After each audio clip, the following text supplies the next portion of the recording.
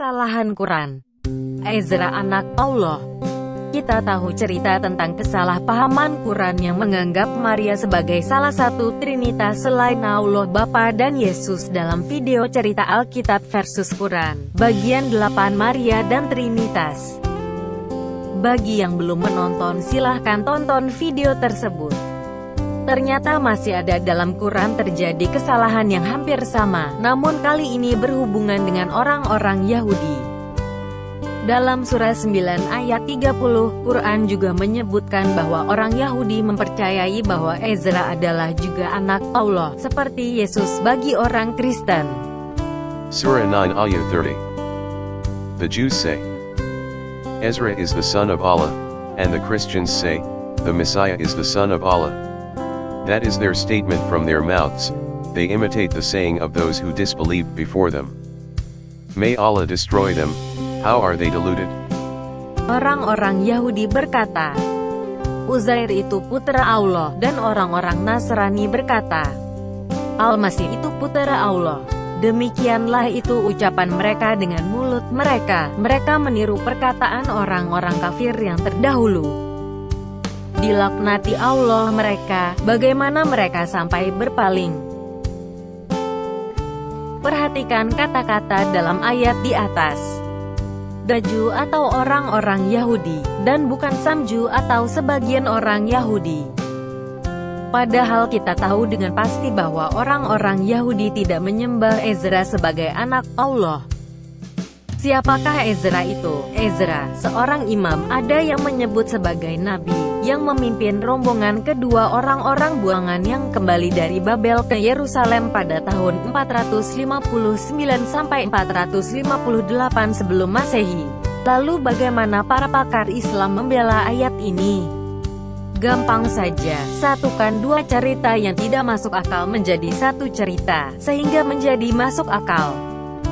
Pernah dengar cerita Quran tentang orang yang tidur selama 100 tahun bersama keledainya lalu bangun kembali? Mari kita lihat surah 2 ayat 259. Atau apakah kamu tidak memperhatikan orang yang melalui suatu negeri yang temboknya telah roboh menutupi atapnya? Dia berkata, bagaimana Allah menghidupkan kembali negeri ini setelah hancur? Maka Allah mematikan orang itu 100 tahun, kemudian menghidupkannya kembali. Allah bertanya, berapakah lamanya kamu tinggal di sini? Ia menjawab, saya tinggal di sini sehari atau setengah hari. Allah berfirman, sebenarnya kamu telah tinggal di sini 100 tahun lamanya. Lihatlah kepada makanan dan minumanmu yang belum lagi berubah, dan lihatlah kepada keledai kamu yang telah menjadi tulang belulang. Kami akan menjadikan kamu tanda kekuasaan kami bagi manusia, dan lihatlah pada tulang belulang keledai itu. Kemudian kami menyusunnya kembali, kemudian kami membalutnya dengan daging.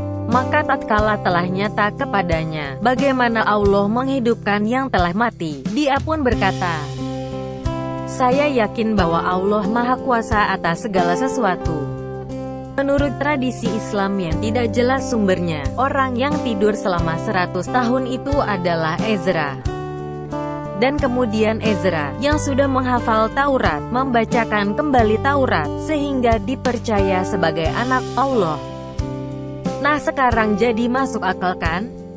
Memang sungguh luar biasa imajinasi para pakar muslim demi membela kepercayaannya. Tidak pernah ada catatan baik dari orang-orang Yahudi ataupun non-Yahudi yang menyatakan atau menceritakan bahwa Ezra pernah disembah sebagai Allah ataupun dianggap atau dipanggil sebagai anak Allah. Memang semakin digali semakin kelihatan bagaimana Quran itu tidak mungkin firman Allah. Ini merupakan suatu bukti bahwa Quran hanyalah karangan manusia belaka.